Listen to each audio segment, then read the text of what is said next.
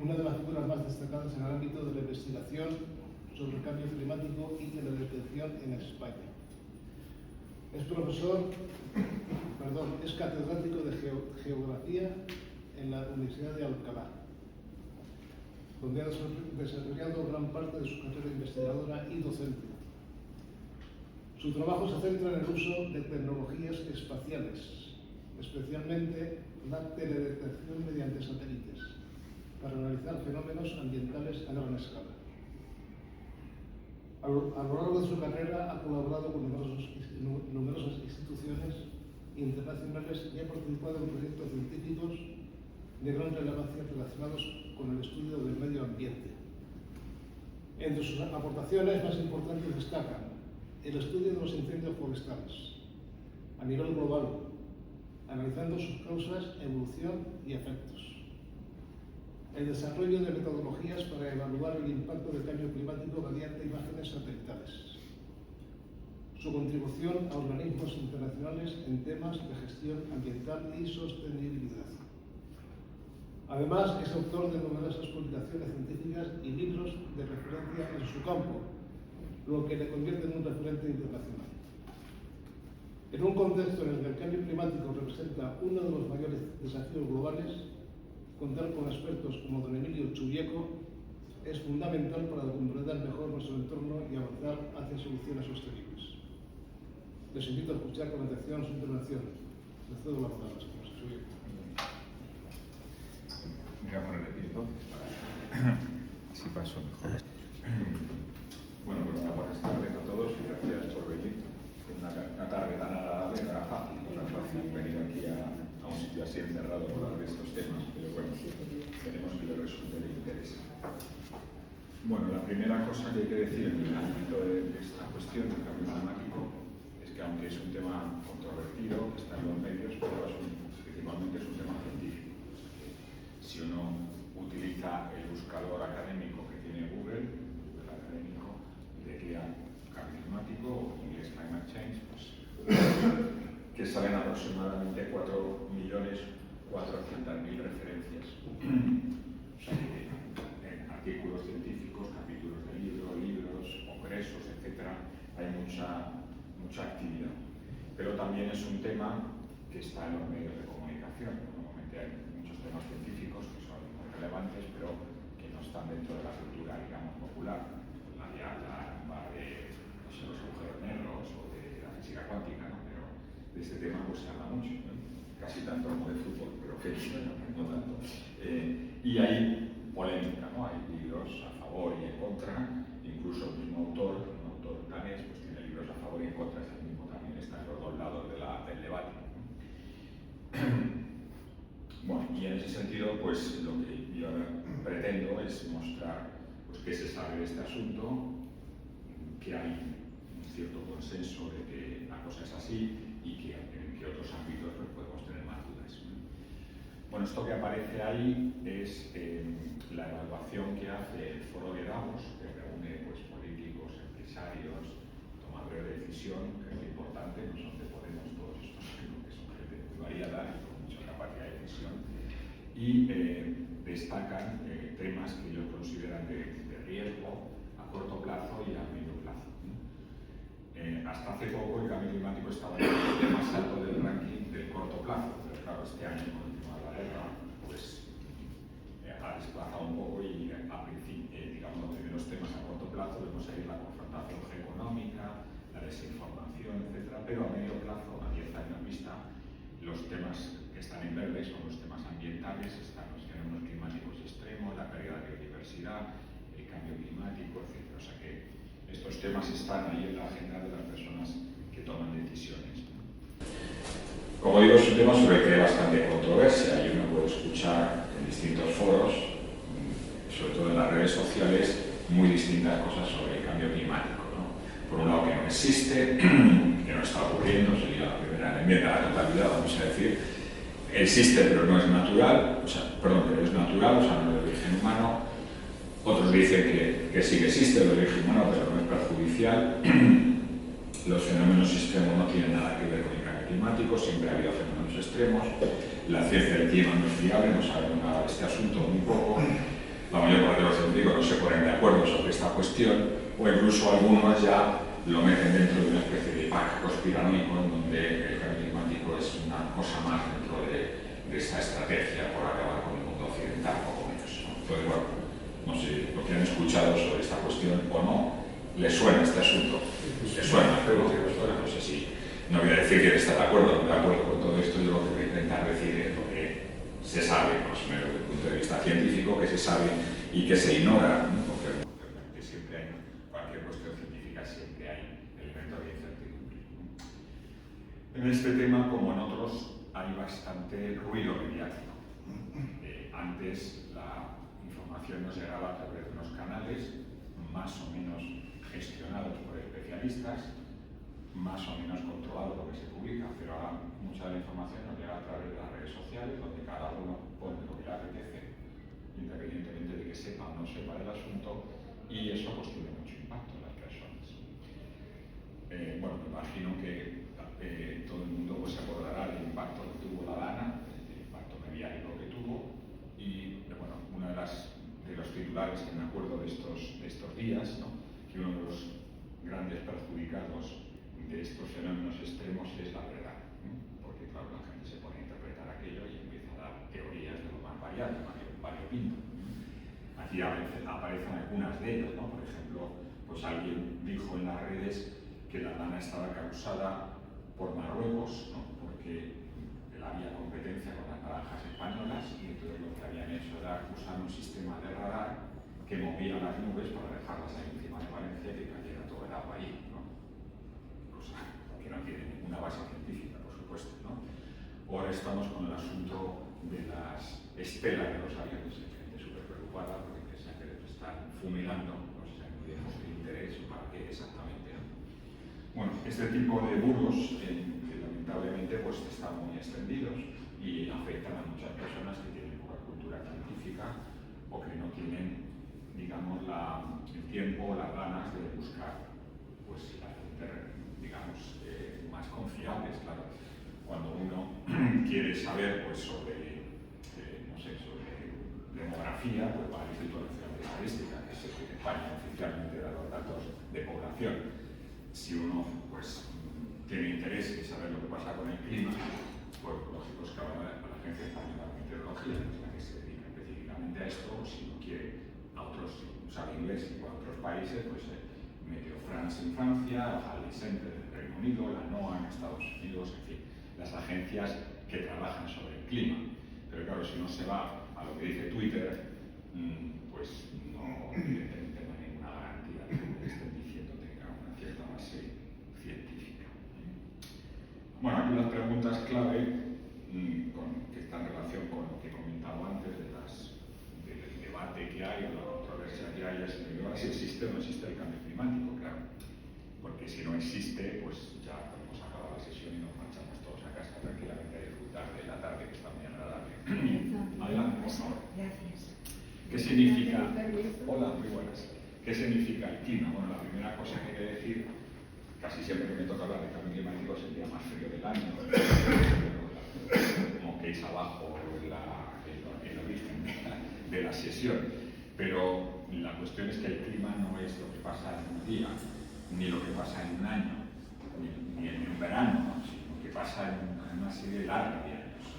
Normalmente cuando se habla de clima se habla de valores promedio de las condiciones atmosféricas y eso requiere, normalmente estamos hablando de un periodo de 30 años. O sea, que el invierno sea más frío o que un verano sea más caluroso no me dice nada, ¿no?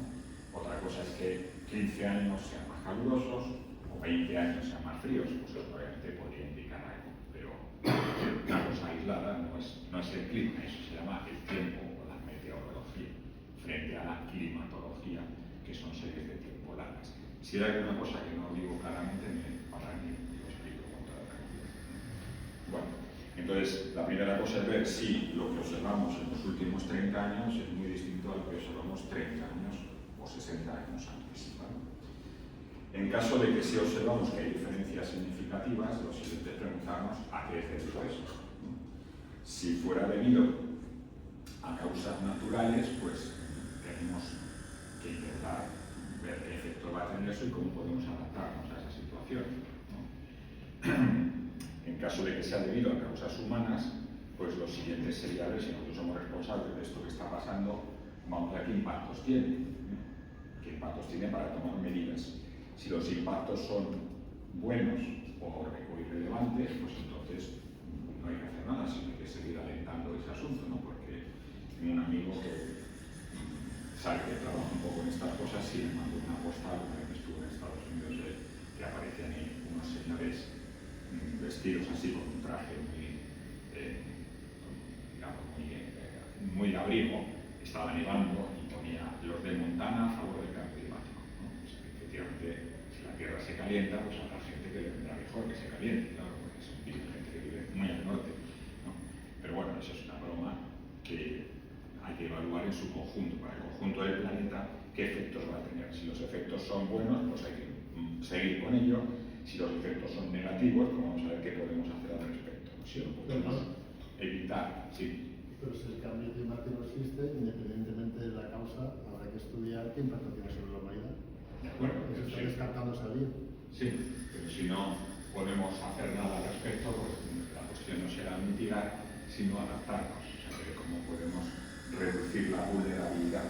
Y eso también incluso se lo dice en humano, ¿no? Pero vamos, que el énfasis lo podemos poner en un caso en otro, depende de dónde venga ese asunto. Bueno, entonces, como vemos, a la pregunta del cambio climático, pues en realidad hay que descomponerla en varias preguntas, porque son varias cosas distintas que hay contestar. Bueno, entonces vamos a intentar ver qué datos tenemos, porque en ciencia siempre la ciencia se basa en observaciones, ¿no? Las observaciones, los datos, pues a su vez puede haber un error en los datos, pero cuando los datos van muchos datos en una misma línea, pues obviamente se confirman bastante las tendencias, ¿no? O sea que un dato, dos datos, 15 datos no aportan mucho, pero miles de datos de distintas cosas, pues obviamente aseguran mucho más lo que estamos observando. Entonces, bueno, estos son una reconstrucción de la temperatura media del planeta, utilizando modelos climáticos, desde el año 1860, aproximadamente en mediados del siglo XIX, es lo que se entiende por periodo preindustrial, o sea, antes, digamos, de la reindustrialización, aunque ya en esa época había países industrializados. Entonces, bueno, vemos cómo la temperatura aumenta y disminuye, esas líneas, hasta un periodo reciente, en torno a 1980, donde empieza claramente a incrementarse, y a partir del año 2000, donde se incrementa más todavía, ¿no? En estos últimos años especialmente. Y lo que ven en color, distinto color, son los modelos que se han utilizado para calcular ese valor de medios.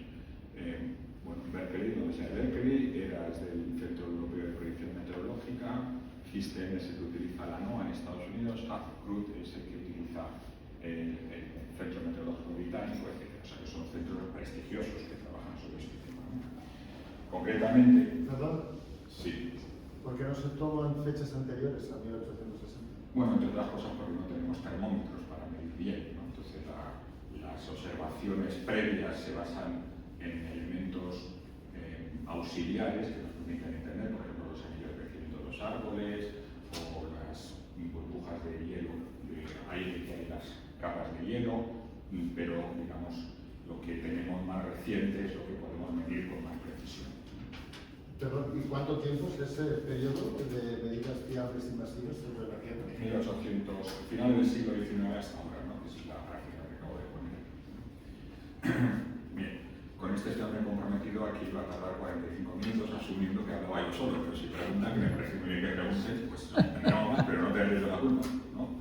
Bien. No hay problema. Bueno, entonces ya si nos centramos en uno de los centros de predicción más importantes, porque que utilizamos todos para hacer predicciones en Europa, sobre esto se basa la Agencia Española de Meteorología, es el Centro Europeo de Predicción Meteorológica que está en Reading, en Inglaterra, y ahí, como vemos, en este caso lo que está mostrando es la diferencia de temperatura de cada año frente al periodo de referencia, que en este caso es 1850-1900. Ya he dicho que los periodos de referencia siempre son suficientemente largos.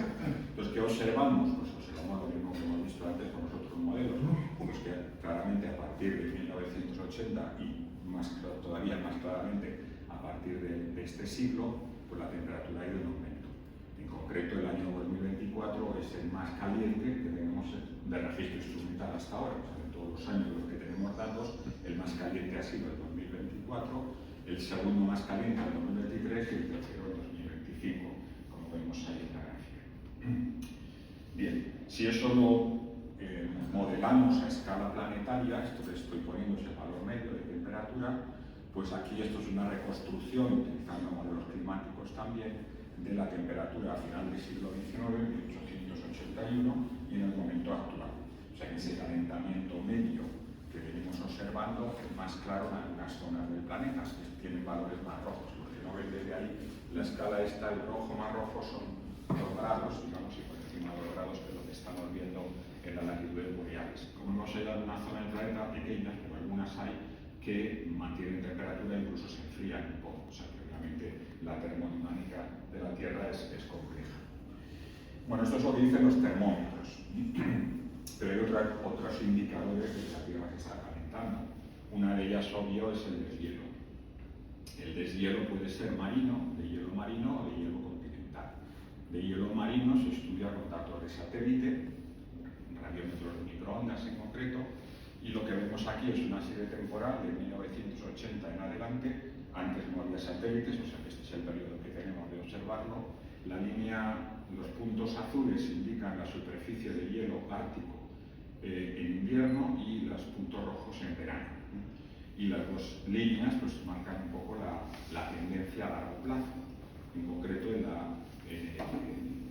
la superficie de hielo en verano, pues vemos que hay una línea de tendencia claramente descendente que se puede calcular en torno a unos 80.000 kilómetros anuales de pérdida. 80.000 kilómetros es la superficie de Portugal, para situarnos un poco sobre lo que estamos hablando. Claro, todo el tema geopolítico en torno a Groenlandia y demás tiene que ver con esto, obviamente, porque a este ritmo el océano glaciar ártico va a ser navegable y, por tanto, para ir de un continente a otro va a ser el espacio más corto. El hielo marino pues, no tiene una influencia muy grande, no tiene ninguna influencia por aquello del principio de Arquímedes sobre el nivel del mar, pero obviamente el hielo continental sí. El hielo continental lo tenemos en la Antártida, sobre todo, y en Groenlandia. Y en Groenlandia, claramente, como hemos visto, el planeta se está calentando, sobre todo en el hemisferio norte, en la zona boreal del hemisferio norte. La misma idea, en este caso, con la técnica de satélite, se está midiendo con la pérdida de masa de hielo, sobre todo, como vemos, en las zonas costeras de Groenlandia, también con una proporción de superficie muy grande, más o menos. El hielo que está perdiendo Groenlandia sería, si España entera estuviera con 1 metro de hielo, todo el país, la mitad del país estaría perdiendo cada año, de acuerdo a estas estimaciones. En la Antártida no es tan claro el asunto, ya hemos visto que el calentamiento es sobre todo en el hemisferio norte, y en la Antártida, pues en la zona occidental de la Antártida sí que hay un decremento, como vemos ahí, en la línea, digamos, no puedo acercar mucho, pero bueno, lo ven ustedes, ¿no? En esta primera de aquí. El este no está tan claro y en el conjunto, digamos así, la tendencia es descendente, pero no tan clara como en el hemisferio norte. Los glaciares se vienen estudiando desde hace muchísimo tiempo, hay mucha gente que ha salido al campo desde hace varios siglos, ¿no? Y hay una observación larga, algunos casos de más de 2 siglos, de la extensión de la longitud de los glaciares. Además, claro, como el glaciar en el fondo es un río de hielo, cuando desemboca el río, por así se hiela, pues los depósitos que deja nos permiten datar cómo está la situación en distintos momentos. Y bueno, prácticamente en todo el planeta los glaciares están disminuyendo. Hay algunos ejemplos en que no, pero la inmensa mayoría están perdiendo volumen de hielo. Esa línea que vemos ahí en la parte derecha superior, pues indica cuál es la proporción de masa de hielo en glaciares que tenemos en el conjunto del planeta. Bueno, como consecuencia del deshielo de los glaciares y del hielo ártico, sobre todo de Groenlandia, y de la propia expansión térmica del agua, cuando el agua está más caliente, ocupa más superficie, pues también con otro dato de satélite completamente independiente de los anteriores, pues una técnica distinta, en este caso es altímetro radar, pues también estamos viendo que la tendencia claramente es ascendente, el nivel del agua está aumentando, estamos hablando de centímetros, en el conjunto fruto de la serie temporal desde el año 92 hasta ahora. La tendencia parece acelerarse. En los últimos años estamos en el doble que en la primera parte de la serie, en torno a 4 milímetros al año. Bueno, 4 milímetros puede parecer muy poca cosa, pero claro, cuando estamos hablando del conjunto del agua que hay en el mundo, pues estamos hablando de mucha agua, claro, y tiene un impacto muy grande sobre muchas personas que viven en zonas costeras. Otro elemento que hace no mucho pues no se había detectado, pero que está empezando a preocupar bastante, es el cambio en el pH del agua. Creo que todos los que tenemos acuarios sabemos la importancia de que el pH se mantenga, porque tiene que ver mucho con la vida biológica del agua. Entonces, claro, si hay más CO2 en la atmósfera, buena parte de ese CO2 se absorbe por los océanos. Básicamente los dos sumideros que tiene el anhídrido carbónico es las plantas para crecer y el agua. El CO2 que captura el agua se precipita en el agua y forma ácido carbónico y en última instancia carbonato cálcico, que es el fondo del océano, y en última instancia también las montañas que vemos al cabo de los millones y millones de años. Entonces, claro, que haya más CO2 en el agua implica que haya más ácido carbónico, por tanto que baja el pH. Y que baje el pH tiene importantes consecuencias en la vida marina. Otro elemento también completamente independiente a esto que estamos viendo es la ocurrencia de fenómenos extremos ligados a cuestiones climáticas. Fenómenos climáticos extremos pues, se vienen recogiendo desde hace ya 40 o 50 años y como vemos ahí en la gráfica, la tendencia claramente es ascendente. En este caso, digamos, es una valoración económica, obviamente ajustando los precios al nivel de vida de cada momento y sobre todo las tormentas y las inundaciones pues claramente van en ascenso. Aunque casi todo el mundo, digamos, se muestra más preocupado por fenómenos naturales como los terremotos, pero, o los volcanes, pero con gran diferencia lo que más daños provoca materiales y en vidas humanas son las inundaciones, históricamente con gran diferencia. Bueno, hasta aquí digamos lo que observamos con datos variados de distintas fuentes y con distintas técnicas. Ahora, ¿por qué ocurre esto? La siguiente parte es explicar esto. Entonces, si vemos el clima de la Tierra a lo largo de la historia geológica, obviamente lo podemos ver de manera mucho menos precisa, porque digamos, no tenemos instrumentos de medida de similar calidad, pero vemos que efectivamente a lo largo de la historia ha habido periodos más cálidos y más fríos que el actual. Esto es un argumento que a veces se utiliza como, bueno, pues esto que está pasando no tiene mayor relevancia porque esto ha ocurrido en la historia del planeta. Claro, efectivamente ha ocurrido, pero no había 8.000 millones de personas, ¿no? Como tenemos ahora, o sea que, y no está ocurriendo con el ritmo, con la rapidez que estamos observando las cosas, ¿no? Pero bueno, ¿por qué cambia la temperatura del planeta? Pues así, de manera muy rápida, muy sencilla. El motor principal es obviamente la radiación solar. La radiación solar, cuando llega al techo de la atmósfera, parte de ella es reflejada por las componentes de la atmósfera, parte entra al sistema terrestre y a su vez parte es reflejado o absorbido por los aerosoles que emiten los volcanes y que emiten los procesos industriales. De lo que llega a la Tierra, parte se absorbe por la Tierra y parte se refleja, que es lo que se llama el albedo terrestre, y esa parte sale al espacio exterior. De la parte de radiación que es absorbida por la Tierra, se calienta y la radiación que se emite en otra banda del espectro, la que entra del Sol se llama radiación de onda corta, la que sale sería radiación de onda larga o radiación térmica. De esa parte, una es atrapada, una parte de esa emisión es atrapada por lo llamado gases de efecto invernadero. El más importante es el vapor de agua y luego los más conocidos por el público, el CO2, el metano, los óxidos de nitrógeno, etc. Ese efecto invernadero no solamente es malo, sino que es imprescindible para la vida del planeta, o sea, no es malo, es muy bueno. Si la Tierra no tuviera esa capa gaseosa, pues estaría mucho más fría de lo que está actualmente. Lo que estamos viendo es que estamos engordando esa capa y esa mayor densidad pues está provocando el famoso efecto invernadero, que no es negativo, pero si lo estamos reforzando, el fenómeno natural, pues eso va a tener una serie de implicaciones como las que estamos viendo, ¿no? El aumento de la temperatura. Entonces, básicamente, así resumiendo mucho las cosas, si hay más radiación solar o hay más gases de efecto invernadero, habrá más temperatura, y si hay más aerosoles, o sea, más partículas en suspensión, o hay más albedo terrestre, disminuirá la temperatura. O sea, dos factores que suman y otros dos que restan, vamos a decir, ¿no? Bien, entonces, ¿qué es lo que estamos observando? Claro, históricamente sabemos que ha cambiado el clima del planeta por muy distintos factores. Movimiento de placas, actividad volcánica, en fin, hay más cuestiones ahora, en este momento, que es lo que estamos observando. Entonces, lo más reciente a nosotros, que es el cuaternario, los últimos 1 millón de años aproximadamente, sabemos que ha habido periodos glaciares e interglaciares, que obviamente no estaban causados por el ser humano, porque había pocos seres humanos en aquella época, ¿verdad? Entonces, a raíz de las investigaciones de un astrónomo serio que se llama Milankovitch, descubre que las condiciones orbitales del planeta cambian a lo largo de una serie de años. 100.000 años, 40.000 años, 20.000 años, ¿no? Cambia la distancia Tierra-Sol, cambia el ángulo de la Tierra y cambia también el eje de precesión. Y esos tres fenómenos, que ya digo, ocurren cada cierto número de años, pues encajan bastante bien con lo que observamos de los periodos glaciares e interglaciares, que esto lo podemos ver a través de registros de hielo.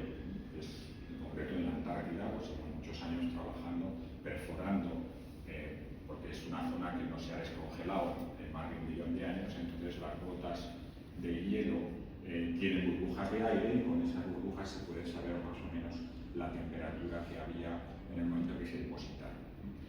O sea que hay fenómenos naturales que explican los cambios climáticos históricos. Ahora, ¿eso está pasando ahora? ¿Estamos notando un aumento de la radiación solar, un cambio en la radiación solar? Pues no. O sea, si uno, esta figura que está abajo, en tonos azules, indica la radiación solar que llega, que medimos con bastante precisión desde hace miles de años, y muestra pues, una tendencia cíclica, las famosas manchas solares, que ocurren cada 11 años aproximadamente, y que no encaja mucho con lo que vemos en la línea roja, que es el aumento de la temperatura. No hay ninguna duda de que están aumentando los gases de efecto invernadero. Se viene midiendo también desde hace bastante tiempo, primero en observatorios puntuales, esta es la famosa serie de Hawái, que arranca de 1960, en torno a 320 partes por millón, y ahora estamos en torno a 420. Y el gráfico de la derecha es lo mismo, pero con datos de satélite, que es más global, y la tendencia muy parecida de más global es conocida en restante. O sea que no hay ninguna duda de que los gases de efecto invernadero tienen un efecto sobre la temperatura y de que están aumentando. Ninguna duda. Ahora, ¿por qué aumentan los gases de efecto invernadero? Aquí tenemos unos valores. Bueno, algunas personas dicen son fenómenos naturales, pero no me dicen cuáles son exactamente los fenómenos naturales. Entonces, básicamente, el fenómeno natural más, digamos, directo para aumentar la densidad de gases de efecto invernadero son los volcanes. Los volcanes emiten CO2, efectivamente, emiten CO2 y otras cosas, ¿no? Partículas y otras cosas, ¿no? Entonces, ¿cuánto CO2 están emitiendo los volcanes ahora mismo? No hace 3 millones de años, ¿no? Sino en este momento, ¿no? Pues si uno ve los informes del Servicio Geológico Británico, por ejemplo, pues dice que aproximadamente en estos momentos estamos en torno a 300 millones de toneladas de CO2, que es aproximadamente un 1% de todo lo que se está emitiendo en el mundo. O sea que la proporción, la importancia de los volcanes en la emisión de gases de efecto invernadero a día de hoy es muy pequeña. Pero es que además los volcanes no solamente emiten CO2, sino emiten partículas. Y las partículas bloquean la radiación. O sea que los volcanes no calientan, sino que también pueden eventualmente enfriar la temperatura. De hecho, la mayor erupción que hemos tenido en los últimos 40 años, que era del volcán Pinatubo en Filipinas, en el año 91, bajó la temperatura del planeta casi medio grado durante el tiempo que estuvieron esa masa y inyectó unas cenizas a 40.000 metros. Claro, normalmente las nubes están mucho más bajas y por tanto bajar esas cenizas al suelo costó bastante. Bueno, costó, la naturaleza lo hizo, pero... Bien, esto sería una evolución desde el año 1750 hasta el momento actual de la importancia de las emisiones de gases de efecto invernadero de los volcanes, la línea azul, y de los combustibles fósiles, la línea verde, que claramente pues es más importante. Las emisiones humanas, pues, principalmente son debidas a la quema de combustibles fósiles, carbón, petróleo, gas, y a la agricultura y ganadería, mucho menor importante, pero también, en concreto, los cultivos que están irrigados, inundados, como es el caso del arroz, por ejemplo, pues emiten metano por la descomposición de la vegetación, y algunas especies de ganado, pues, que son los famosos rumiantes, pues también emiten metano. Y luego tenemos el impacto que tiene el ser humano sobre el cambio en el uso del suelo, ¿no? Cuando deforestamos algo, pues todo el carbón que está almacenado en los árboles lo emitimos, en muchas ocasiones quemándolo, y obviamente si en lugar de árboles ponemos cultivos, pues los cultivos también absorben CO2 para la fotosíntesis, pero la masa de carbono es mucho menor que la que teníamos antes, ¿no? Bueno, entonces, con los datos que tenemos ahora de los programas internacionales que miden las emisiones de CO2, pues más o menos vemos cuál es un poco la tendencia. La línea roja es todo el CO2 que estamos emitiendo a la atmósfera. La línea negra es lo que se debe a la combustión de combustibles fósiles, y la línea naranja o gris, gris sería la que se debe al cambio en la cobertura del suelo, ¿no? Que ahí estamos manteniéndonos un poco, al menos la deforestación es menor de lo que venía siendo antes, porque buena parte ya se había deforestado, o sea, el ritmo de deforestación es menor, pero todos esos bosques no se han recuperado. Bien, entonces en definitiva lo que se está emitiendo, que es la parte de arriba del gráfico, lo que está emitiendo, pues ¿qué pasa con ello? Ese CO2 que se emite, metano, óxido de nitrógeno, gases de efecto invernadero, ¿qué pasa con ello? ¿No? En el caso concreto del CO2, pues como vemos, una parte muy importante se va al océano, la absorbe el océano, el área azul, una parte va a la tierra, que es la vegetación, que absorbe el CO2 cuando crece, y el resto, el azul clarito, es lo que se queda en la atmósfera. Entonces, o aumentamos la absorción de estos compuestos, o seguirá habiendo más densidad, o naturalmente reducimos la emisión. Claro, eso sería lo que habría sobre ello. Entonces, en conclusión, digamos, el efecto del calentamiento producido por la actividad humana, pues es el más importante. En las barras rojas que aparecen ahí en el medio, pues la que está más arriba sería el efecto de los gases de efecto invernadero, y la azul sería lo que resta la contaminación del aire. La contaminación del aire es mala para nuestra salud, pero al reducir un poco la radiación solar, pues no calienta tanto la atmósfera. Obviamente, la tendencia es a que el aire sea más limpio, por tanto, si eso ganamos, que espero que ganemos, en principio el efecto de calentamiento se realzará. Entonces, en el total, pues vemos ese impacto del calentamiento estaría ahora mismo en torno a 1,3 grados sobre el periodo industrial, con años puntuales. En el año 2024 superamos 1,5, que era, digamos, el techo de lo que se entiende que es una situación razonablemente segura, entre comillas, ¿no? En París, el Acuerdo de París se acordó no superar los 2 grados, pero ya 1,5 en un estudio posterior se vio que era una medida mucho más prudente. Y en principio ya lo hemos superado un año, el año siguiente no fue tan alto, pero bueno, la tendencia va un poco por ahí. Esto sería un poco el resumen de las temperaturas, que son lo que aparece en la línea negra, explicada por factores naturales, sería la línea azul, por factores humanos, que sería la línea naranja, y por la combinación de las dos, que sería la línea roja. Eso es lo que estamos observando. Estos son datos modelados por la Universidad de Oxford, que tiene un buen prestigio en este tema.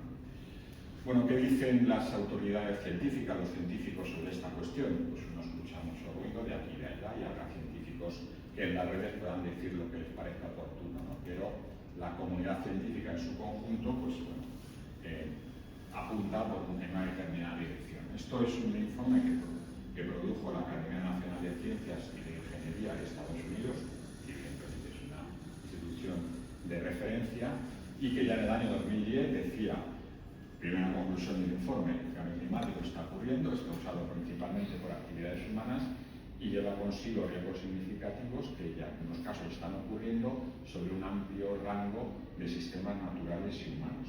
2010. En el 2020, 10 años más tarde, la Royal Society, que es la Academia de Ciencias de Inglaterra, también muy prestigiosa obviamente, junto con la Academia de Ciencias Americana, saca otro informe que básicamente subraya la misma idea. Este documento explica que hay un mecanismo físico bien entendido por el cual los cambios en la cantidad de gases de efecto invernadero causan cambios climáticos, discute la evidencia de que las concentraciones de estos gases en la atmósfera han incrementado y están incrementando todavía rápidamente, que el cambio climático está ocurriendo y que la mayor parte de ese cambio climático es con gran incertidumbre debido a emisiones de gases de efecto invernadero causadas por actividades humanas. Esto es lo que dicen las academias de ciencias más conocidas. Los impactos, pues hay algunos que ya estamos observando, olas de calor, algunas de ellas bastante anómalas. ¿Ha habido fenómenos anómalos? Evidentemente los ha habido. La cuestión es la frecuencia con la que están ocurriendo. En el año 21 en Canadá, por ejemplo, en Vancouver llegaron a 50 grados de temperatura. En Vancouver. Se sitúa uno donde está. ¿Cómo? ¿En Canadá? Sí, en Canadá. Eso es. Murieron unas 500 personas porque ellos no tienen aires acondicionados, claro, nunca llegan a esas temperaturas. Bueno, el tema de la lana, efectivamente ha habido riadas a lo largo de la historia en España, ¿no? La cuestión es que esta ha sido especialmente dramática. En el punto en el que ocurrió la mayor parte de la precipitación se registraron 600 litros en una hora. 600 litros es mucho más de lo que llueve en Madrid en todo el año. O sea, que caiga esa cantidad de agua que no hay sistema natural que pueda medirlo. El año pasado en Canadá, bosque boreal también, se quemaron 8 veces más que la vida de los últimos 25 años. O sea, observamos fenómenos que nos llaman mucho la atención, que son muy anómalos. El blanqueamiento de corales, por ejemplo, que también se observa en algunos momentos. La aparición de enfermedades asociadas a determinados vectores que ocurren en otros climas y que están introduciéndose en climas que no les eran propicios en principio, caso del famoso mosquito tigre que causa enfermedades que son tropicales, ¿no? Como el dengue. Otro informe, en este caso de la revista Lancet, que es bastante conocido, es una revista de gran prestigio en medicina, encargó un grupo de especialistas un informe sobre el impacto previsible del cambio climático en la salud, y la conclusión que decían era la que aparece ahí. El efecto del cambio climático está sintiéndose ya hoy y las proyecciones futuras representan un riesgo potencialmente, inaceptablemente alto y potencialmente catastrófico para la salud humana. ¿Qué va a ocurrir en el futuro? No lo sabemos, claro está. Los modelos climáticos apuntan a una determinada tendencia, pero siempre teniendo en cuenta unas condiciones. Los modelos climáticos requieren establecer unos escenarios. ¿Qué es eso de los escenarios? Pues básicamente, ¿qué vamos a asumir que va a ocurrir? Entonces, generalmente se plantean distintos escenarios. Uno, hacer nada, por tanto, lo que llaman el business as usual, seguir con lo que estamos haciendo. Dos, aumentar todavía más el crecimiento económico, el uso de combustibles fósiles. Tres, reducir drásticamente, es decir, se plantean distintos escenarios y en función de esos escenarios, pues se plantean posibles consecuencias. Las consecuencias, obviamente, van a depender de por qué camino vayamos. Si vamos por un camino de muy altas emisiones, podemos llegar a fin de siglo a 5 grados por encima de la temperatura prevista. Ahora estamos en 1,5. Si en cambio hacemos otras cosas, pues podemos sujetarnos a ese techo de los 2 grados. O sea que las líneas que vemos ahí son consecuencias de las decisiones que tomemos ahora de cara al futuro de las generaciones que vendrán después.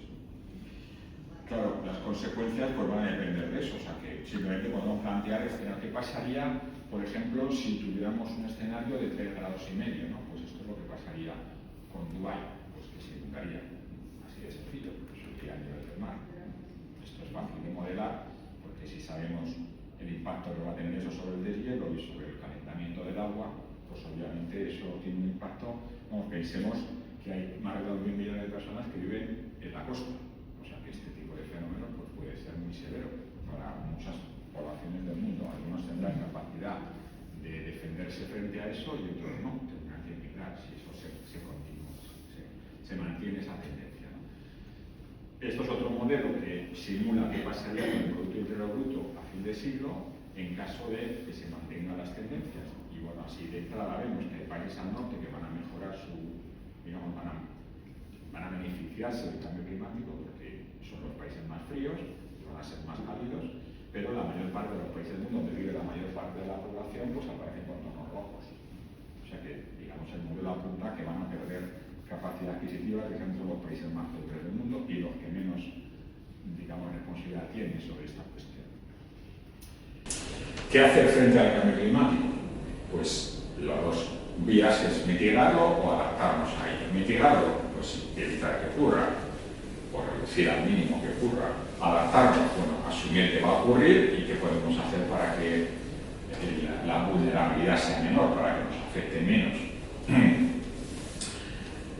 Yo sobre todo me voy a centrar ahora en la mitigación. Si hemos dicho que el problema principal a día de hoy, no cambios históricos, en el momento actual, son los gases, la concentración de gases de efecto invernadero, pues para reducir esa concentración. Y básicamente hay tres formas de hacerlo. Emitir menos. En primer lugar, emitir menos. ¿Cómo se emite menos? Pues una opción es ahorrar. Emitir menos quiere decir tener un menor consumo, un menor consumismo más que consumo, porque obviamente buena parte de lo que consumimos es innecesario y no nos hace más felices, ni nos enriquece personalmente, pero obviamente tiene impactos, ¿no? Porque cualquier cosa que uno consume necesita unos recursos para producirlo, ¿no? Para transportarlo, para almacenarlo, etc. Otra vía es consumir más eficientemente, o sea, hacer lo mismo, pero de manera más inteligente. Por ejemplo, los famosos bombillas LED, una bombilla LED con 8 vatios ilumina lo mismo que una incandescente de 100 vatios. O sea, ahorramos la décima parte de la energía, que eso es muy importante, ¿no? Luego cambiar el famoso transición energética a cambiar a energías de baja emisión, básicamente dos, las energías renovables, viento, sol, hidroeléctrica, geotérmica o la nuclear. Son los dos grandes grupos de energías de baja emisión.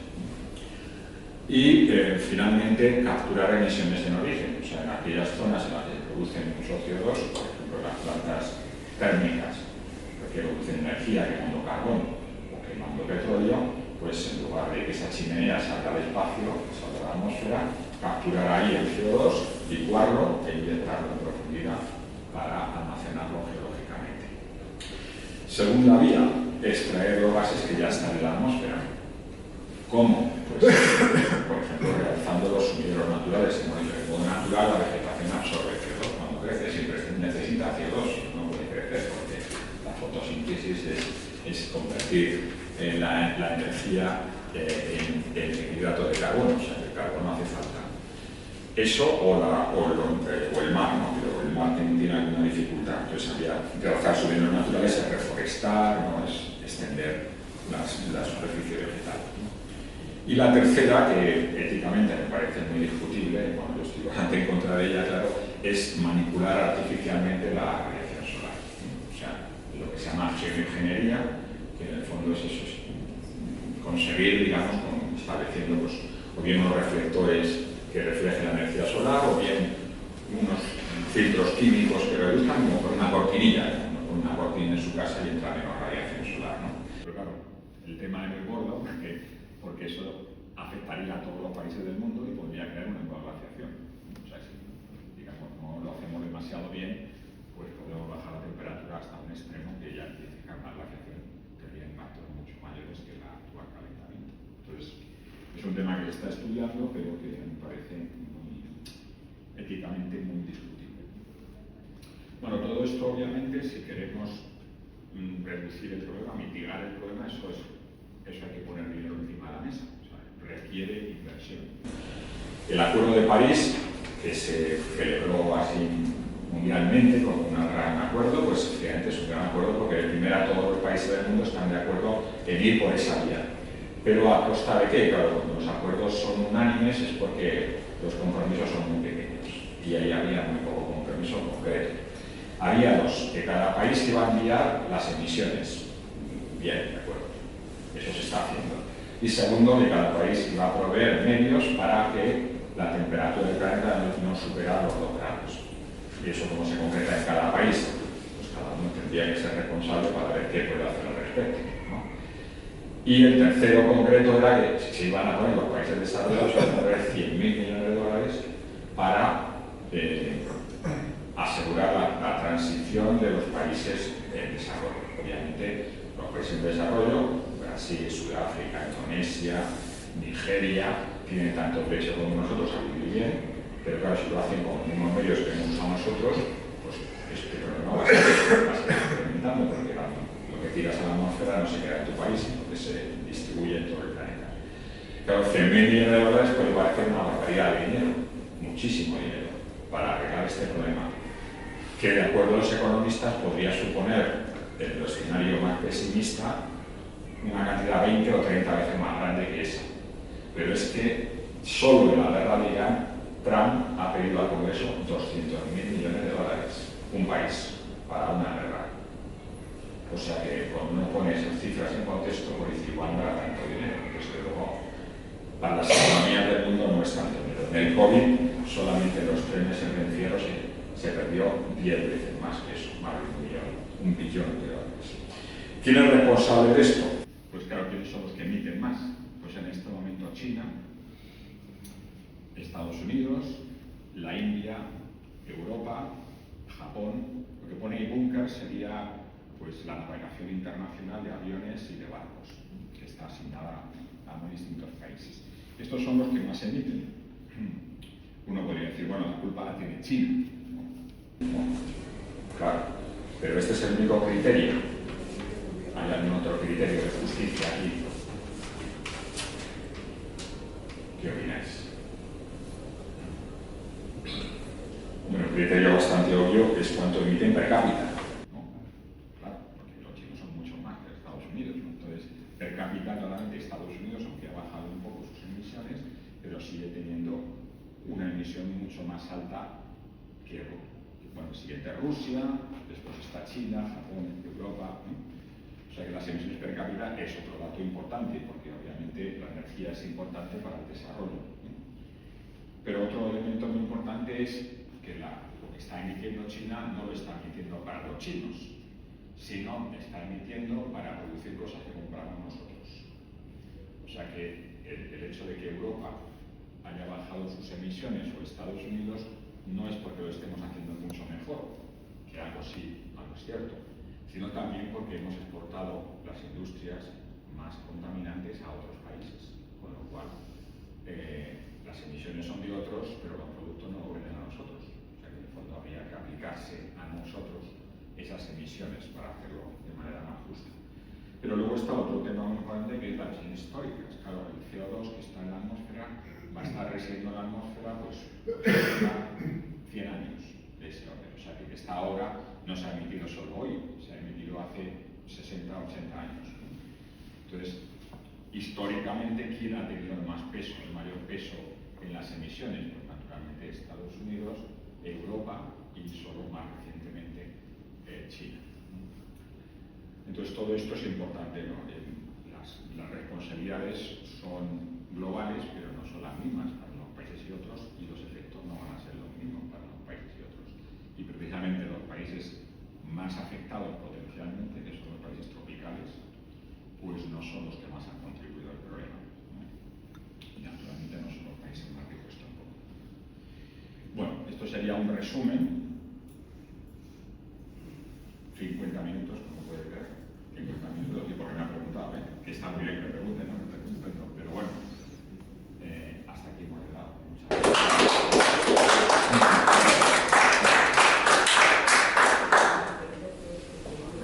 Adelante. Se admiten preguntas difíciles. Si las se contesta bien, y si no, pues no. Yo tengo una que es otra conferencia como esta, o bueno, todavía que es la Agenda 2030. ¿Sí? Ah, lo mío, la Agenda 2030. Bueno, ¿Qué quieres que digamos? bueno, ¿cuál es tu opinión así global? sé que es un tema inabarcable ahora mismo, ¿no? Pero... Hombre, tanto inabarcable, ¿no? Pero, en fin, es un tema controvertido, sin duda. Yo creo que la Agenda 2030, ¿sabéis todo lo que es la Agenda 2030? Bueno, los objetivos para el desarrollo sostenible. En Naciones Unidas, en los años finales de los 90, empezó a poner en práctica un concepto que de origen había sido propuesto por un premio Nobel de Economía, Amartya Sen, que estaba en Inglaterra, ahora es profesor en Harvard, no sé si ya está jubilado ya o no, no sé, pero bueno, Amartya Sen. Entonces este es el primer economista de prestigio, le digo, el premio Nobel, que propuso que el desarrollo no era únicamente una cuestión económica, o sea, no se podía medir el desarrollo simplemente como la renta per cápita, como se medía antes, ¿no? El PIB per cápita es el nivel de desarrollo de un país. Todavía lo seguimos haciendo. Decimos España, pues ahora tiene, no sé, $40.000 per cápita, ¿no? Y en cambio, pues Burkina Faso tiene $300 per cápita. Es una medida muy grosera del desarrollo. Entonces él propuso que el desarrollo había que medirlo de manera multifacética. El desarrollo que es por los servicios sociales que tienes, la atención sanitaria, el acceso a vías de comunicación, en fin, servicios. Y entonces, a raíz de esa propuesta se creó lo que se llamaba el índice de desarrollo humano, que tenía en cuenta una serie de cosas, por número de médicos por 1.000 habitantes, proporción de personas analfabetas, en fin, un montón de indicadores. En ese ámbito se gestaron los primeros objetivos del milenio, que lo que pretendían era esos indicadores extenderlos, ¿no? Para que fueran universales y que todos los países se implicaran en que los indicadores, pues, digamos, se llevaran a efecto. Eso tuvo poca repercusión, se propusieron y demás, y ahí se quedó, ¿no? La segunda versión de eso son los famosos ODS. Los famosos ODS son 19 o 17, no, 19 creo que son objetivos que proponen Naciones Unidas, que por lo que entiende que es el desarrollo en su conjunto, ¿no? Cada uno de esos ODS está definido por una serie de indicadores concretos que deberían de ayudar a verificar si el país está caminando en una dirección adecuada o no. Bien, a mí me parece como concepto, estoy de acuerdo en que el desarrollo es multifacético y que tener en cuenta muchas cosas, no solamente la renta per cápita. De esos indicadores, hay gente que no le ha gustado mucho la propuesta de los ODS porque piensan que faltan cosas. En concreto, no hay ningún ODS que tenga que ver con la familia, con la promoción de la familia. Y eso, pues, evidentemente, es una carencia. Y luego hay otros indicadores que no les gustan, los que están incluidos. En concreto, entre el mundo católico, por ejemplo, el Vaticano, digamos, aceptó el desarrollo de los ODS, pero puso prevenciones morales compartidas con otros países sobre dos de esos indicadores, ¿no? Porque podrían interpretarse como favorizadores del aborto o de otras técnicas o de otras prácticas con las que moralmente, pues, no está de acuerdo. Y ese tipo esa crítica, digamos así, se ha extendido a otros ámbitos de la sociedad civil que critican al conjunto. Yo creo que criticar al conjunto de los ODS no me parece justo. Yo creo que hay muchos aspectos muy interesantes en los ODS. Es muy difícil que alguien no esté de acuerdo con que la educación sea universal, o que la sanidad sea universal, o que las ciudades sean más sostenibles, o que los ecosistemas, pues, estén bien mantenidos, o que el consumo y la producción, pues, sean acordes con menores impactos ambientales, etc. Si uno se lee el texto de los ODS, pues yo creo que la mayor parte de las personas, pues, están de acuerdo con ellos. La cuestión, como todo, es cómo se interpretan algunos de esos indicadores y qué tipo de políticas favorecen. Y bueno, yo creo que ahí parte del debate ha venido un poco por ahí. Pero si uno se lee los 167 indicadores, pues verá que la mayor parte de ellos son cosas bastante razonables. Y hay algunos en los que, evidentemente, pues, puede haber mucha más polémica. Otro problema que ha habido, concretamente en el caso español, me parece a mí, es que se han politizado mucho, como si fueran únicamente como si fueran únicamente patrimonio de una cierta visión política, ¿no? Hombre, yo creo que al frente de la Agenda 2030, los ODS, debería estar personas que sean completamente digamos, independientes políticamente hablando. Claro, si pones al frente de eso a la ministra de Asuntos Sociales, que hasta hace poco era la secretaria general del Partido Comunista de España, pues hombre, pues, gente de otras sensibilidades políticas, pues le resulta, no sé, difícil de digerir esto, ¿no? Entonces yo creo que eso no es una buena idea. Es decir, debería de ser un esfuerzo global, digamos, hacia objetivos en los que todo el mundo sensato pues está más o menos de acuerdo. Sí. Este tema, como otros tantos, siempre tiene su complejidad. El cambio climático. Sí, sí. El cambio climático, la Agenda 2030. Sí, vamos a centrarnos en el cambio climático porque nos vamos con la... Claro, lo que quería decir es que el ser humano es muy dado, bueno, porque a veces es difícil, ¿no?, tener estos datos. Yo considero o espero que esta conferencia que está siendo grabada y publicaré en YouTube, pues pueda servir también para aquellos que quieran echar un vistazo a una posición científica con datos, pues lo vean, ¿no? Pero lo que quería decir es que es muy dado del ser humano a tomar este tipo de cosas como una especie de religión. Y el cambio climático sí, el cambio climático no, y se lo apropian en su ideología y lo utilizan para defender sus posturas, tenga que ver o no tenga que ver. De hecho, no deja de ser una opinión mía que no está fundamentada en nada científico, pero sigo pensando que hay mucha gente que habla del cambio climático como una especie de religión, ¿no?, como algo que les ayuda a imponer sus criterios, ¿no? Y seguramente estoy equivocado, no sé qué me dirás tú. Me ha parecido ver o notar, al menos en la sociedad española, ¿no?, cierta asociación, al menos por algunos, como que el afirmar que el cambio climático es algo producido por el hombre es algo muy defendido por la izquierda. Eso es algo que he notado en el ambiente, ¿no? Y por contra, no sé si por ir a la contra o por qué, pues parece como que la derecha no se suma a eso por no ser que les digan que son de izquierda. En fin, no sé, no quisiera yo sacar aquí ningún debate político, no es mi intención, pero sí que veo que el ser humano lo utiliza en esos términos pues para tratar de defender sus posturas, ¿no? En este caso, no sé si le hace flaco favor al cambio climático en sí, parece como que en este caso la izquierda dice sí, cambio climático, y como que los de derechas estuvieran, no sé, en contra de no se sabe qué, porque no se trata de estar en contra, o conoces los datos o no conoces los datos, pero el hecho es que eso yo lo percibo. Sí, está claro. Sí, yo también lo percibo, por supuesto, claro. Y además de manera creciente, lo que me preocupa, porque pese a que a veces se sabe más de esto y hay más información, cada vez es un tema más polémico, lo cual es muy llamativo, porque en España hace 25 años, por ejemplo, no había ninguna división entre los partidos sobre esta cuestión. Digamos, estaban todos razonablemente de acuerdo. Muy poca gente sabe que la primera persona que era gobernante que se tomó en serio el cambio climático en Europa se llamaba Margaret Thatcher, que no es precisamente de Podemos. La primera que se tomó en serio, el primer presidente del IPCC, el famoso IPCC, que la gente piensa que es una especie de sucursal de la Internacional Comunista, la primera persona era el director del Instituto Meteorológico Inglés, el Centro Meteorológico Inglés.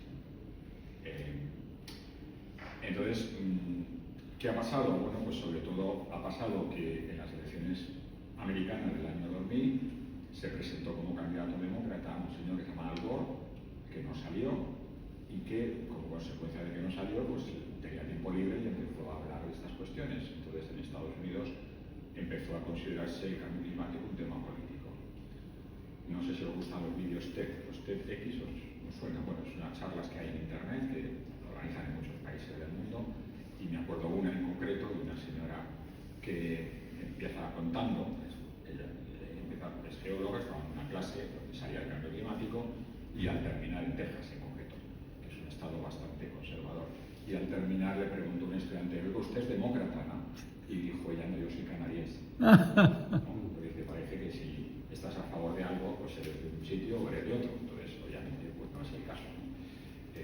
Esto es un tema científico, entonces se puede hacer discusión sobre si los datos que he puesto son los mejores posibles, o a alguien se le ocurre otros datos, y si alguien tiene otras explicaciones mejores, pues las pone encima de la mesa y las discutimos. discutimos, pero luego todo lo otro, pues eso, son en el fondo ganas de polemizar con un asunto que no digo que los responsables yo creo que son todos los partidos, ¿no? Tanto los de izquierda como los de derecha, ¿no? Porque en el fondo es como el tema del tabaco, ¿no? O sea, es llamativo que hasta hace relativamente poco éramos incapaces de poner de acuerdo con el asunto del tabaco. Entonces parece que fumar era de derechas y no fumar era de izquierda, ¿no? Díganme ustedes, si esto afecta a la salud humana y afecta igual a un votante de Vox que a uno de Podemos, exactamente igual. Entonces, bueno, si esto tiene efectos sobre la salud, pues vamos a hacer algo al respecto, no vamos a tomar consigo legislación que reduzca, digamos, el impacto público de esta cuestión. Yo creo que con esto pasa lo mismo. Que esto se politice, pues claro, si sale un presidente a los 10 minutos de que hay una dana diciendo que esto es el cambio climático, bueno, pues no ayuda a nada, porque claro, esto no se puede hacer en 10 minutos, se llama atribuciones, las atribuciones requieren modelos, requieren estudiar las cosas con profundidad, y claro, si lo primero que se te ocurre es eso, pues prácticamente el accidente de 30 años es culpa del cambio climático. Dice, no, pues usted, pues no. Yo creo que cuando hubo en Madrid la conferencia de cambio climático, que inicialmente se iba a desarrollar en Chile, pero con consecuencia de los disturbios sociales muy graves que hubo allí, se trasladó a España. No sé si recordáis que fue en Madrid en el año 2019, creo recordar que fue. Pues hubo una gran manifestación, ¿no? De gente que estaba, pues, digamos, animando a los gobiernos a que tomen más en serio esta cuestión y tomen medidas más ambiciosas. Y al final de la manifestación, pues hablaron una serie de personas y no debía ser a Javier Bardem. Vamos a ver, ¿no? Este señor que sabe de cambio climático, ¿no? ¿Y qué ejemplo es de cambio climático? Tiene un avión privado que va para allá y para acá. No lo estoy criticando a él, lo que digo, es una zona tan significada políticamente que me parece absurdo, ¿no? Puedes elegir a un montón de personas que se dedican a eso y que no tienen ninguna vinculación política especial. O sea que yo creo que no se está haciendo bien esto, pero el mensaje que traslado es que esto es un tema científico y que es completamente independiente de la organización política de las personas. Esto es o no es. Esto ocurre o no ocurre. Y si ocurre, pues hay que hacer algo al respecto para que no ocurra de manera cada vez más grave y tenga más efectos sobre la salud de las personas. Claro. Yo quería hacer Claro. ha puesto como ejemplo el tema del tabaco. A mí me parece un buen ejemplo. Fue una polémica tremenda y en poco tiempo, vamos a decir, se había asumido que había que proteger a la infancia, que había que, bueno, de todas esas cosas. O sea, ¿qué se puede hacer? Pues es que el tema es muy nuclear. Porque hay mucha interferencia ahí de las redes y todo eso, pero... Sí, la diferencia sobre todo con el tabaco es que si la industria del tabaco era muy potente, la industria del petróleo es muchísimo más potente. Punto 1. Y punto 2 es que vivimos en los combustibles fósiles. Parte de los agricultores entran en un coche que utiliza con gasolina, ¿no? O con gas, en el mejor de los casos, o a lo mejor es híbrido enchufable, como de Julio, que está muy bien. Efectivamente. Pero la mayor parte pues utilizan combustibles fósiles, entonces cambiar eso es muy difícil. O sea, es el que es el núcleo de la economía. Entonces, nadie está diciendo que mañana cambiemos. Lo que estamos diciendo es que hay que plantear alternativas del famoso mix energético a medio plazo, porque las cosas no pueden cambiar de un día para otro, pero si no empezamos ya, cada vez nos va a costar más trabajo hacerlo, porque cada vez tenemos menos tiempo para actuar. Y eso evidentemente tendría que ser un acuerdo unánime del Parlamento. O sea, no tiene sentido lo que ha pasado en este país, se aprueba una ley de cambio climático con objetivos a 2050 y 2100 y la ha votado el 60% del Parlamento. El PP se abstuvo y luego votó en contra. No tiene ningún sentido porque el partido que gobierna actualmente no va a gobernar hasta el 2100 seguramente. Entonces, claro, si llega el siguiente partido, lo va a hacer echar abajo la ley, claro. Entonces, si no haces, bueno, igual pasa con la educación, con la inmigración y con los grandes temas de Estado, tienes que llegar a acuerdos, porque si no, en 4 años vas a cambiar, vas a dar vueltas al asunto. Pero en este caso concreto, que es una cosa política, creo yo, claro, si se plantean las cosas, si el partido que está en el poder plantea las cosas sin tener en cuenta la opinión de los partidos, sí, pues no digo no puedes esperar que te voten todo lo que digas, ¿no? Claro, yo no estoy diciendo quién es responsable, lo que estoy diciendo el hecho en sí es que si no se toman acuerdos por unanimidad, o casi por unanimidad, siempre habrá gente que no esté de acuerdo, claro, eso implica dialogar y ceder, ¿no? Por ejemplo, el tema de la energía nuclear, yo no estoy precisamente a favor de la energía nuclear, pero la derecha en general sí está a favor.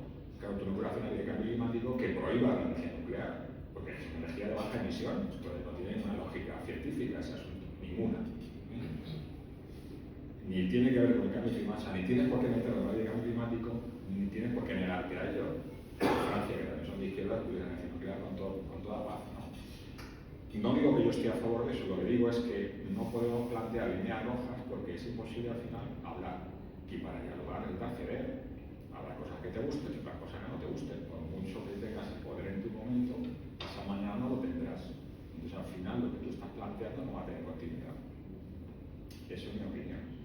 He mencionado lo de la politización, precisamente he mencionado a Margaret Thatcher, y yo utilicé ese argumento por interés político, básicamente. Tenía un conflicto gravísimo en la minería del carbón y quería además implantar centrales nucleares, así que tantos unos como otros utilizan el cambio climático como instrumento. Lo que me lleva a la siguiente cuestión, ha dicho que el tema no es hacerlo ya inmediatamente, forzar a la gente, es que es lo que se está haciendo. Hace unos pocos años podías entrar al centro de Madrid y ahora es prácticamente imposible.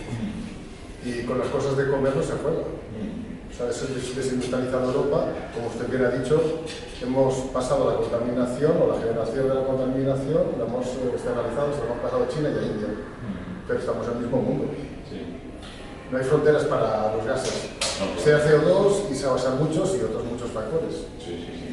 Y perdón, y una cuestión que le quería plantear, porque además creo que usted, por lo que ha leído en su currículum, es especialista en temas de teledetección. ¿Desde cuándo se tienen datos completos sobre la faz de la Tierra continuos y fiables, con un mismo criterio de medición? Sí. Bueno, empiezo por la primera pregunta y luego acabo con esto.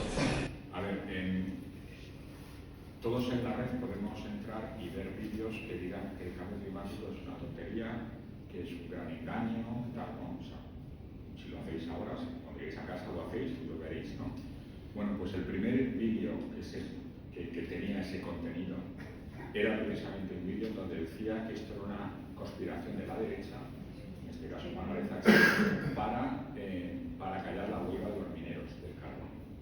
Es una interpretación con la que estoy en completa desacuerdo. Margaret Thatcher, te puede gustar o no como política, pero era una señora que tenía doctorado en química y que entendía de qué estábamos hablando, igual que Angela Merkel, que también era doctora en este caso en física. Perdón, no conozco la carrera el currículo académico de Margaret Thatcher, lo que se puede consultar, pero solo es un dato. Tenemos un presidente del gobierno que es doctor en economía. Sí. Bueno, sí, yo estoy diciendo a alguien que entiende de ciencia. O sea que el asunto de los mineros tiene poco que ver con las decisiones de Margaret Thatcher. Pudo ser una cuestión coyuntural, pero desde luego a la persona que puso al frente no era el presidente del Partido Comunista, sino el catedrático de física de la atmósfera de Oxford. O sea que el que eligió bueno, además ya digo, previamente había sido director del Meteorológico inglés. Yo no estoy ni alabando ni criticando a Margaret Thatcher, estoy diciendo el dato objetivo de que este tema no es político, no debería ser político, sino sería entender un poco la realidad de lo que está pasando y tomar decisiones responsables de eso, ¿no? La segunda cosa, antes de la teledetección, la segunda cosa que me decías era... El tema de la teledetección, No, eso es lo último, pero hay otra cosa entre medias, entre Margaret Thatcher y lo otro, me has dicho algo también. la imposición forzada de medidas. Lo de forzada. Vale. A ver, las medidas que se están tomando no son demasiado eficaces a día de hoy. Y lo que tú has comentado específicamente de no poder entrar en el centro de Madrid no tiene absolutamente nada que ver con el cambio climático. Cero. ¿Qué supone que contaminas? Claro. Eso es lo que te vende. No, te digo, las medidas por no entrar en el centro urbano tienen que ver con la salud pública, o sea, tienen que ver con lo que respiras, nada que ver con el cambio climático. O sea, lo que tú respiras en el centro de Madrid con coches de alta emisión son partículas, que eso es lo que afecta a tus pulmones y a tu sistema sanguíneo, igual que el tabaco, básicamente la misma principio. O sea, que las ciudades tengan un ambiente limpio no va a favor del cambio climático, sino que va en contra del cambio climático porque va a hacer que el calentamiento sea mayor, porque lo que he comentado antes, porque los aerosoles filtran la radiación solar. Pues no es lo que venden los políticos. Pues lo dicen muy mal, desde luego. Si esa es la imagen que tienes, lo dicen muy mal. Los coches de gasoil son muy buenos para el cambio climático porque emiten menos que los coches de gasolina, pero emiten más partículas. Y como emiten más partículas, no les dejan entrar en los centros urbanos. Pero no tiene que ver con el cambio climático, sino con la salud de las personas, que es mucho más importante que el cambio climático. Pero la salud de las personas del centro, porque para dar un rodeo no tienes que hacer por otros barrios y la gente más pobre de otros barrios no importa. Sí, pero la densidad del aire es menor. O sea, si tú concentras Pero bueno, es otro tema de justicia climática que también es muy interesante, sin duda. De hecho, el distrito más contaminado de Madrid con datos es ¿cómo se llama? Ciudad Elíptica, ¿no? Se llama Plaza Elíptica. La Plaza Elíptica es el lugar más contaminado de Madrid y no es precisamente el centro, ¿no? Plaza Elíptica. Plaza Elíptica. En el sur. Vale. Y luego el tema de la televisión. Pues mira, ¿Por qué, tenemos... perdón? ¿Por qué es por a qué se debe? Bueno, pues está un poco la circulación atmosférica. Son datos, tampoco no conozco los modelos de distribución atmosférica en Madrid, pero los datos que marcan los sensores que miden en el Ayuntamiento de Madrid la contaminación. Es la zona más contaminada. Cuanto más bajo estás, y esto está muy cerca del río, pues más contaminación tiene. La teledetección, que es mi tema de trabajo, pues mira, tenemos datos Landsat que son 30 metros de resolución desde el año 72, pero mejor del año 82 los tenemos disponibles para todo el planeta. O sea que a partir de ese momento pues casi todo el planeta está cubierto con datos de satélite de más o menos buena calidad.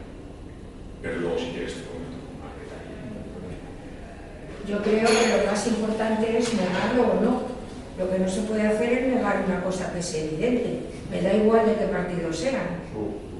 Eso sería lo razonable. Si consiguiéramos extraer, digamos, ese margen, ese sesgo político, ayudaría mucho.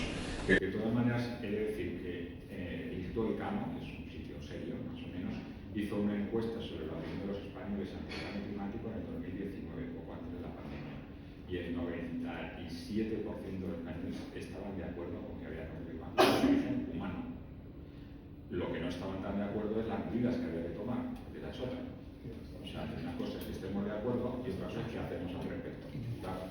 Entonces, cuando llegaba la pregunta de ¿usted estaría dispuesto a pagar más su gasolina para, pues ya no era del 97%, obviamente, ¿no? ¿O estaría usted dispuesto a que su energía eléctrica fuera solo de origen renovable? ¿Cuánto más estaría dispuesto a pagar? Pues más de un 15%, bueno, eso es otro tema, Hay en renovables en muchos lugares del mundo y no son tanto, pero bueno, hasta un 15% más, que es como una medida ya de compromiso, un 10%. Ya, pero si nos vamos a morir, pues habrá que tomar las medidas que sean, ¿no? Bueno, una cuestión, además de esto que hemos comentado antes, de que es un tema muy difícil porque es el núcleo de la economía, otro tema muy difícil del cambio climático es a largo plazo.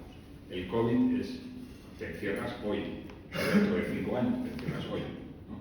Porque eso es lo que yo entiendo por urgencia. Cuando estos políticos empiezan a hablar de vamos a hacer una declaración sobre la emergencia climática, vamos a tomar decisiones de aquí a 10 años, porque la emergencia no es de 10 años, la emergencia es ya, a usted ya. Y si no utilice esa palabra, porque si utiliza usted el lenguaje en un sentido en el que no es castellano, pues está hablando otra cosa distinta, ¿no?